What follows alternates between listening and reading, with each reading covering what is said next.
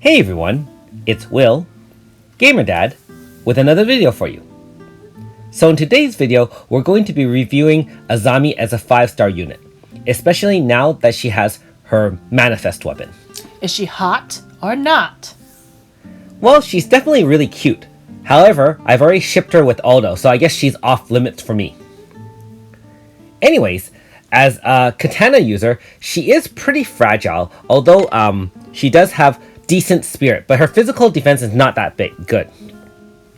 Now, at 5 stars, her Valor Chant is very useful, especially if you don't have any int debuff on your team.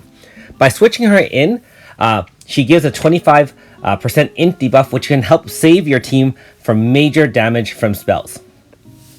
Now, in terms of the 3 moves we're going with, of course, with her upgraded manifest weapon, we're going with Culmination Winds, and you can see the upgraded version is stackable 2x XL hit, and the wind resistance debuff is 30%, followed by 15 and 15 for a total of 60% if you land all 3. So not only can it boost your AF bar by 2 hits, it can stack 3 wind attacks debuffs instead of 1. Her other upgraded move is the Heavenly Dance, which you see there. And don't forget that manifest weapons do reduce MP cost of your moves. I didn't mention Flat Strike earlier, but it allows her as a slash user to have an additional blunt type attack, which is useful in having 2 different attack modes, especially with things like Cradle System. Now the Heavenly Dance is an amazing move now. Not only is it only 39 MP, and has its 3x XL slash, she self-boosts her power, which is stackable up to 3 times. Now it only lasts 1 turn, so not the best, but the physical counter is amazing. So if she ever gets hit by a physical attack, she automatically counters with Heavenly Dance. So you can see that Combination Winds would have cost 50, and Heavenly Dance would have cost 47. And that's her 5-star board, and I'll just quickly show you the rest of the boards as well. Keep in mind she does have the Eastern and Sweet Tooth personalities as well.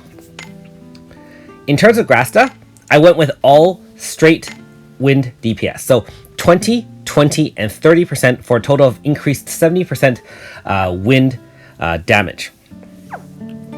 So let's take her out for a spin. In this battle against Karakuri in Guerrilla Dungeon, it will really showcase her upgraded Heavenly Dance. So we started with a half bar AF, and we're just going to land multi-hits with both Triple Down as well as Azami's Heavenly Dance. And I'm just going to rotate a couple of times, and by the 3rd turn, with my upgraded team, we can deal enough damage with a 3/4 AF bar to kill off Karakuri. Now you can see that he did an AoE physical attack, and she countered with 3x XL hit. And that also still powers your AF bar, so it's very amazing. Now just a note for those who don't or haven't beaten Karakuri regularly in Guerrilla, make sure you do have debuffs in terms of physical debuffs every turn on the boss, because it kind of purges its debuffs on itself. And you can see that when I landed Culmination Winds, in combination with all her other attacks, we still have a lot of AF bar left, and the enemy's already done. So, like I said, in combination with her manifest weapon and stackable damage with Suzette and her manifest weapon, anyone's wind DPS team should be very stacked, especially if you do have Morgana, which everyone has because it's free, as well as if you pull the new character Dunarith. Now, we can take on a little bit more tougher of boss. You might recall that we took on Gnome against our wind team when we had Suzette's manifest weapon. So this battle will be very similar. The only difference is that, of course, we are bringing in Azami and her manifest weapon. So we'll be stacking 3 turns, hopefully, of Culmination Winds for a total of 60% wind resistance debuff.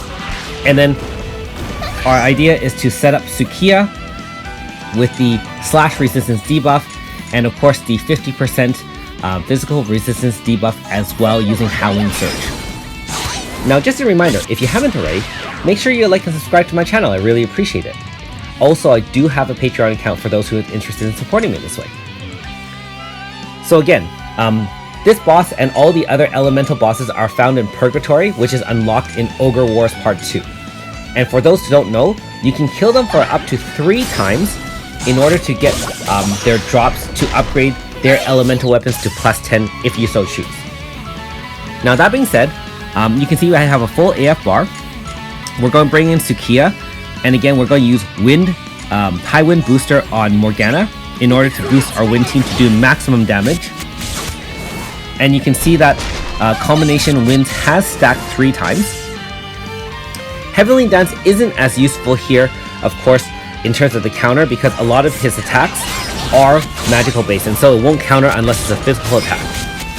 That being said, you can see the bar is still pretty much 3/4 or full, and the enemy gnome is finished long before that. Remember that we would have done a lot more damage, but once the boss dies, all the debuffs disappear, so our damage is reduced. So you might see those larger numbers coming from Morgana because of guaranteed critical, but normally if the debuffs are on, the team of Suzette and Azami deals far more damage. And you can see a measly 10.8 million damage. Wow.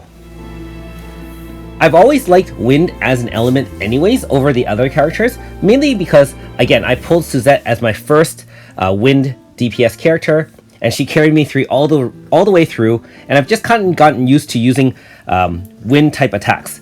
Also keep in mind that Baruki Otherlands did require a lot of Wind attacks, and so by that time early on in the game for Global, we had Azami and Suzette. So I guess I've gotten attached to both of them. Anyways, thanks for watching. We'll see you next time.